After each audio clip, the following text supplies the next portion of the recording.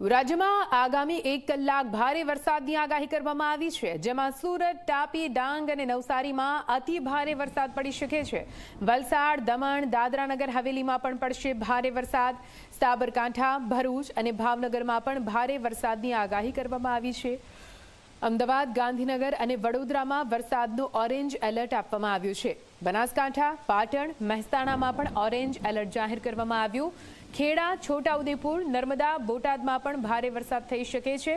સાથે સુરેન્દ્રનગર, ગીર સોમનાથ, મોરબી અને કચ્છમાં પણ ભારે વરસાદ પડશે. 1 કલાક માટે વરસાદની આગાહી કરવામાં આવી છે. તો આપને જણાવી દઈએ, ચોમાસું બેસી ગયું છે અને ચોમાસું બેસતાની સાથે જ મેઘરાજાની ધમાકેદાર એન્ટ્રી યથાવત જોવા મળી રહી છે, જ્યાં દક્ષિણ ગુજરાત તેમજ મધ્ય ગુજરાત અને સૌરાષ્ટ્રને ઘમરોડી રહ્યું છે. મેઘરાજા ભારે વરસાદની 1 કલાક માટે આગાહી કરવામાં આવી છે, જેમાં બનાસકાંઠા, પાટણ અને મહેસાણામાં એટલે કે ઉત્તર ગુજરાતમાં ઓરેન્જ એલર્ટ જાહેર કરવામાં આવ્યું છે.